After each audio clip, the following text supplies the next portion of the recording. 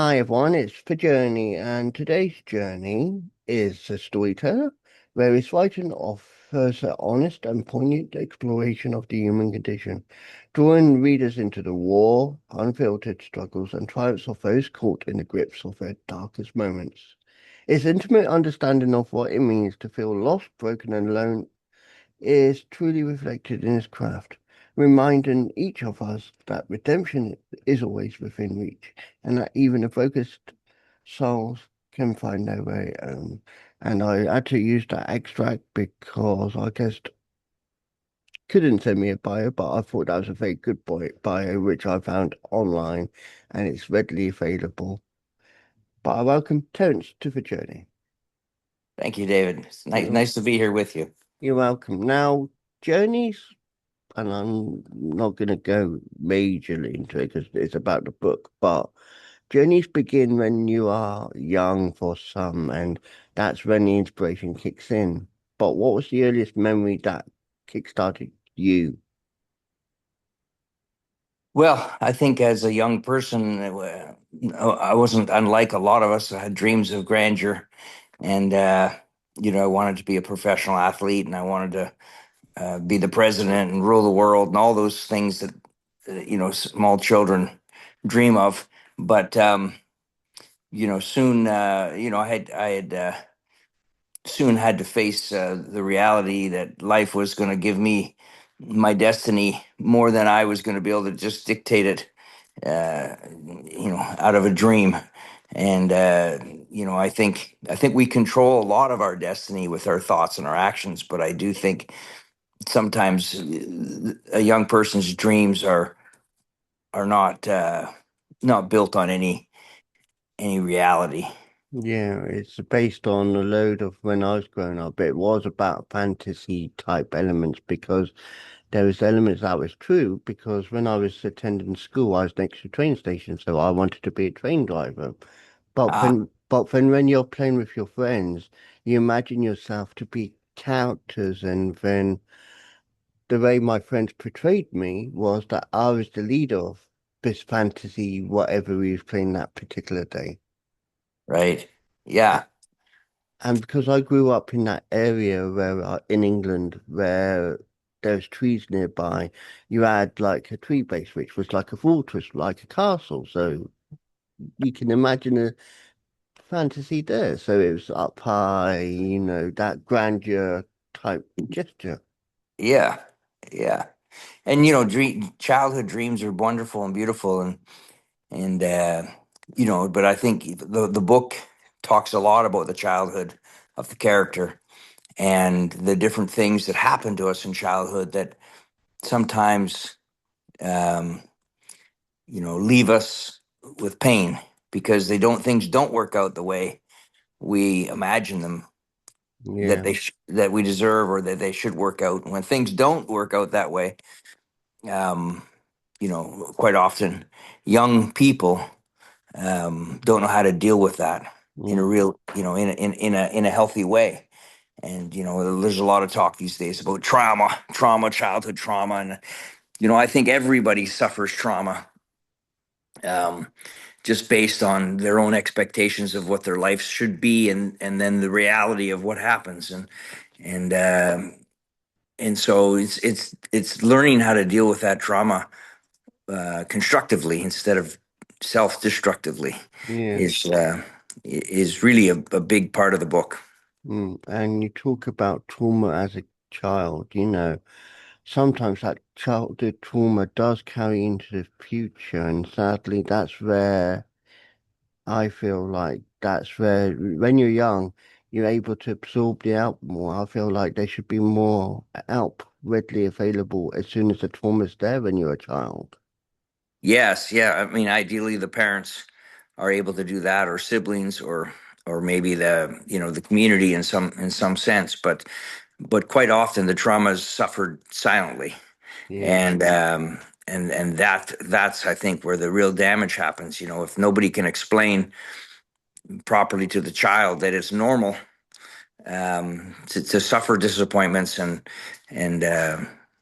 and embarrassments and pain in part of the process of growing up. If no one's there to explain that, then that trauma manifests. Yeah. Yeah. And it's like I said, that you talk about those sort of traumas, and when there's a trauma I could highlight, and this is based on a true story, someone being sexually abused as a child. They try and tell certain people in their life who they think they can trust, and those people they tell don't want to believe it. They just push it off, saying it's a fantasy, it's not real, Hmm. and just push it off, even though you, as a person experiencing whatever has made you the victim of that sexual abuse, Hmm. it's real, but people you tend to turn to, like, oh, it's not real, or I saw it, but I don't want to acknowledge it. And then you are suffering. Yeah, exactly. And it's so difficult to in this day and age to hear how much of that happens. And I think probably it wasn't too long ago that no one believed it because they didn't think it was happening, and now we know all kinds of horrible things happen, and so the awareness is there now. But the process of once things have happened, how do we heal from that? Yeah. How do we heal from that? And the book goes into that a lot about, it's really about taking that childhood trauma, making a wrong decision, and falling into drugs and alcohol to self-medicate the pain. And then the journey that takes somebody on takes a life of its own. Mm. There's a saying I like is a man took a drink, the drink took a drink, then the drink took the man. And so quite often that's what happens, as people start to see it as a party or a fun thing to do with their mates, or a way to feel brave and talk to girls, or to get courage or to get social lubricant. But soon it becomes, um, if you're especially if you're have the genetic disposition for addiction, then the substance becomes the ruler and demands more and more and more and more. And this book goes into that long journey of destroying, destroying everything that matters in life in order to keep the party going. Yeah. And then how do you get out of that? How does one get out of that? And that I hope the book answers. And obviously, people would want to know, where is this available? Been researching, and I know it's on most sites, but can you tell us where it's available? Yeah, it's on Amazon, and I think Barnes and Noble and Kindle. And it actually hit the top seller in the addiction category for a week recently. So that was kind of neat to see and it's getting quite a lot of good reviews. That it's not an easy read for people because it feels real, and it's a roller coaster. But it's compelling and hard to put down because everybody wants to know what's going to happen. Yeah. What's going to happen. And unfortunately, with addiction, more often than not, that the end is not a happy ending. Mm. I understand that totally. Like I said, I've known people who have been through situations. Some have come out the other side still struggling. Some have come to the conclusion that sadly they don't want to be, physically wanting to feel it anymore. So they do something to, and I'm not going to go into major graphic, but people know what I'm referring to. And Hmm. it's just this, it's heartbreaking when you know someone who's close to you, who's suffered in such a way that has made them less the person they were when they first had the issue. And you feel bad then when something's happened because you wish you could do more. Yes, and addiction is the thief of potential. I mean, It when is people, indeed. And it's, like I said, it's just, there is help. That's all I was saying. I'll make sure there is a link in the description for people who are struggling. So I'll put another link in the description to say there is help wherever you are, or even just search for local help. If you're in the UK, it's Samaritans. I don't know what it is in America. I think it's called a crisis line. Hmm. So there is help out there. But so wherever you are in the world, just look up help for yourself because there is help and you're not alone. Exactly. And so many people in that situation think nobody can help them out of it and that it's hopeless. They've given up hope that they'll get better or their thinking will change or that anything could help them. But the truth is that many, many, many people have been there and got help and got out and know the answer, know the way out of depression and suicidal thoughts and addiction and all those things that we get trapped in and think nobody will understand. There is somebody who will understand, and they've probably been there themselves, because part of the recovery process is once you've gotten out of danger, you try to help others to Mm, get out of that danger as well. And that's what keeps you going and gives you purpose in your life and gives you meaning to your life and keeps you from reoccurring or falling back into the depression or the alcoholism or the drug addiction, is helping others. And you can't help somebody else until you've helped yourself. So you have to find someone who's been there, who's helped themselves and can show you the way. And once you get into the boat, you can help others get into the boat behind you. yeah, And and that's the beautiful thing about recovery. So many people I know in recovery say that they're grateful that they went through their troubles, because the troubles led them to the way of life that healed them, and that way of life was something greater than they could have got without going through addiction first. So it's a beautiful full circle if you can when you make it out of that yeah. awful trap of addiction. Mm. Mhm. Now, I will end this interview because I think we've got a very poignant and it's a very short but poignant message. You are helping people, obviously, by talking about what you are in your book. But if you was to talk to someone watching or even listening now, and you want to help them because you want to help, what would you say to them?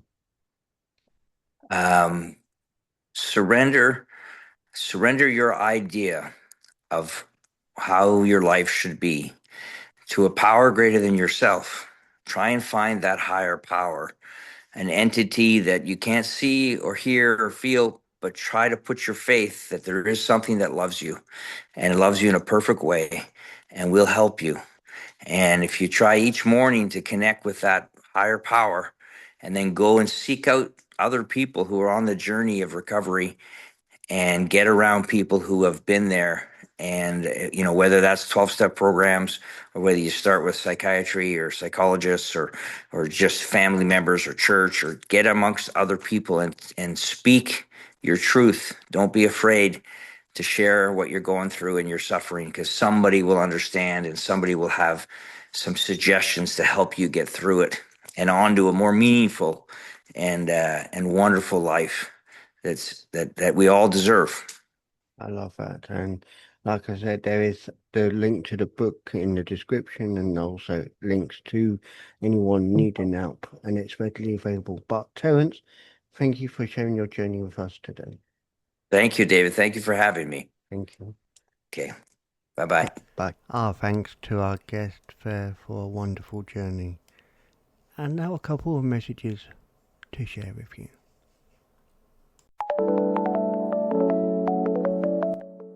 Hello, I am Amy Harrison. I'm the author of the book Feline Warrior Part 1 and Part 2, a fictional story that is written in a poetic format that is based on real-life events that could happen to anyone and intended only for relatable purposes. This story claws into Catgirl's past abuse. Catgirl is human and part feline, but truly a warrior who can handle anything because she is strong and fierce. She has been taken advantage of for far too long. Join her on her journey as she reaches freedom. Here are some poems from Feline Warrior. Tears flow. I no longer know what to do. I am no longer who I once was, and it is because I made a choice to use my voice, and that is okay, because what I had to say was true. unlike me and you. Now I see. I am free. I am me. I am Catgirl. Ultimately, be you. Always stay true. Do what you want to do, because every day is made new. If you want to read more, visit the link in the description. Meow at you later. Music by Erica R. from Pixar Bay. By Tim Parsons. The narrator is Kate Barton. Director and producer, Darren Street. Tim Parsons would like to thank family and friends for their support with the paramedic Chris venture. The series is dedicated to the memory of his father, Reverend David Parsons. Copyright Tim Parsons 2020, all rights reserved. Unauthorized use, copying or sharing of this audiobook is strictly prohibited. This has been a Voice Reel studio production for Tim Parsons. Oh, good afternoon, everyone. I've just been listening to the Paramedic Chris children's books on audio again, and I just love it because they've given a tribute in one of them to my dad as well, who passed away a few years ago. I love audio books, and it's great to walk around, and it's great to sit at the computer, if you're out jogging or wherever, to listen to them as well. All 4 of the Paramedic Chris children's books are available on audio book from Amazon. Go and take a listen to them. You won't be disappointed. You'll hear what happens when a community pulls together and supports one another. The best thing is to pop over to my website, paramedicchriskidsbooks.org, and you'll see the links on the shop page. Keep safe, everyone, and thank you for being you.